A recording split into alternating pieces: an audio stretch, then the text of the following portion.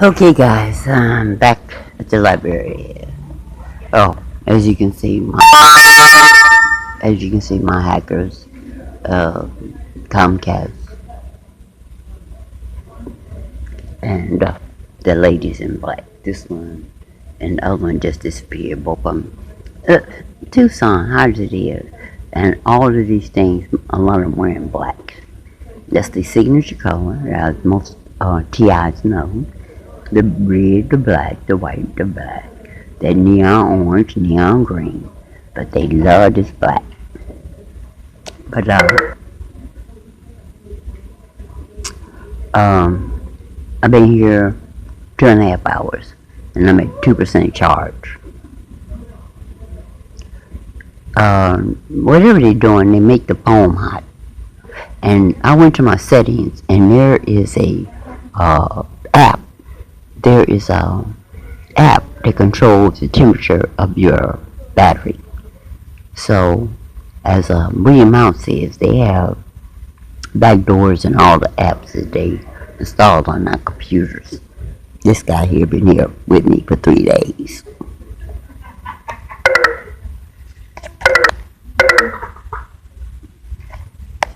But they done messed up my inside of my phone where I have to move the cord around in order to keep it charging. They have disabled my earbuds, so I can't use the earbuds no more.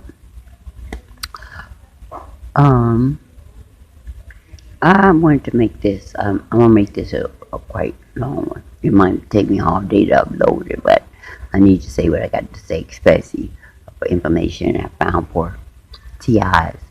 Now we have a lot of harassment when we go out in the streets about their gang stalking, but with this new world order, all the businesses, all the charitable organizations, everything is in this little new world order network. Even the libraries. Um, you find you have problems everywhere. Your doctors don't do what they're supposed to do. They give you misinformation or are doing things that are really not healthy for you. All the products we seem to be using are contaminated. We seem to be going through a lot of persecution. Um, I'll deal with that in a minute, but I'm going to tell you some things I found out that um, God brought me back to smoking. I hadn't smoked since 2005, and I don't know why He put it in my spirit to start smoking again, but it seemed to detox me really, really good. I started spitting up that flame and stuff like that. And today, last night, I found out since they are contaminated and everything else, if you take that filter off of those cigarettes, if you smoke, that look it up. If you smoke, uh, if you take that filter off, it'll detox you faster. I'm quite sure they got them filters are contaminated too. I usually keep trying to detox myself. I'm gonna cut this in short. No, I'll go along with this, and I'll get back later on and show you what's happening with my nose with this stuff that they're spewing out of their bodies. Put a hole in my nose, I'll show you my nose. But uh, if you take the filter off, as I said, and smoke and blow it through your nose, when you go through your nose, it gets to the brain faster, and it detoxes you better. I've been using, even though they them GMO fruits and vegetables now, we can't really find any real vegetables that they hadn't used modified with the GMO. But if you mix them together, like even the honey is not real anymore. But if you mix some honey, garlic, and a little Celtic salt together, that is really good for healing. It's one of the greatest antibiotics you can use. Um, I think that's all I've discovered lately. The honey, the garlic. You don't have to cook anything. Don't cook anything. Don't put it on the stove because you don't want. Most people cook the nutrients and good bacteria out of their food. So don't cook anything. Just cut up the garlic real fine, or put it in a blender and blend up, or with them coffee grinder, little paste, and add it to some honey, and put a little Celtic salt in it, and let the salt dissolve, and use it for sores or places where you've been irritated, and like that. If I come up with, I noticed that I made a lot of videos, as I stated earlier, about survival and about health products, making your home health products, and they've been deleted off of my website. So obviously they don't want me to help people to heal themselves. Okay, now I know you've been feeling a lot of persecution lately, but God has said things will get worse before they get better, because these things will continue this evenness until He returns and stops them. He's already here. He's already here. So they've been, a lot of them been shut down, but it's just a matter of time. It's all in God's timing before He really ends this. But everything going on across the world, we're already in Revelations. We're at the end of Revelations. And I think, I'm not sure, but some people feel to be in tribulations. Well, whatever it is, we're in it.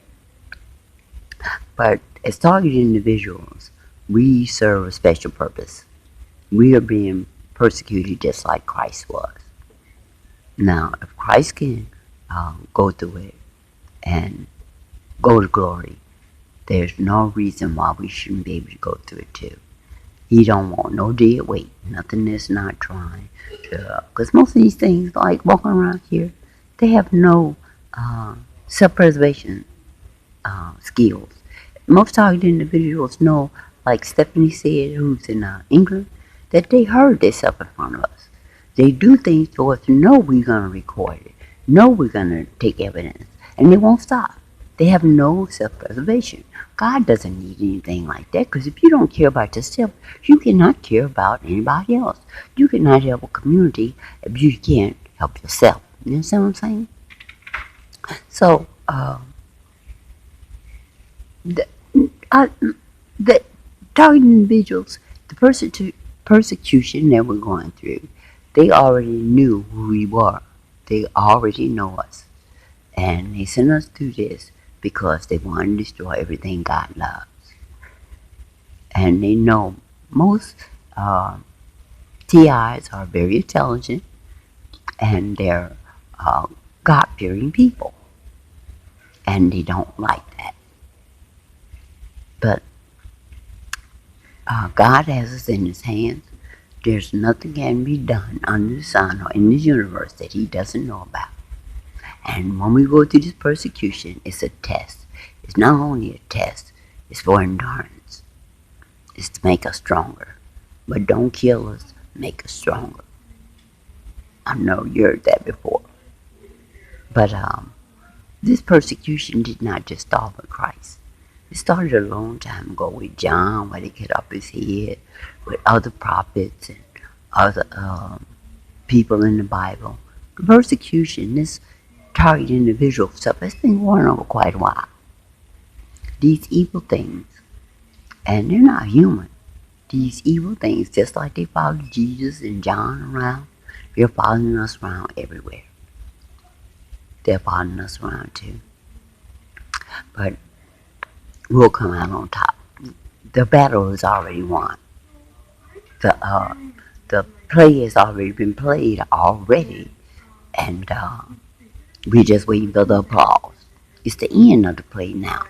Now it's time for the applause. You understand what I'm saying? We have a special call, and I know some of us have fell by the wayside, like Myron, who was a TI, who in Virginia, he went to that college and university and killed some people, and then wound up killing himself. A lot of people, that's one of their main things was to get us to commit suicide, or they kill us, or throw us in mental institutions. But those who died in the battle, because I can understand where Mario went from. I don't condone violence, but he felt he had no other recourse. His family wasn't listening to him. They weren't trying to give him no help. Everywhere he turned, he felt alone.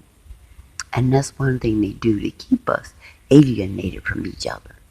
They want us to feel alone. But we're not. We're not. And even those that fell by the wayside, who committed suicide or they murdered, they put them in a better place. Because death is not the end. Nobody knows what happens when you die. They didn't know that once they killed somebody or made them commit suicide, that these people was coming back. But it's in the Bible. And the dead shall rise. And they don't rise 1,000 years from now. They could rise and be with God immediately. You understand what I'm saying? They're back immediately. So death isn't the end of it. No one should be, no one that's good, that's a God-fearing person should be in fear of death. But with all this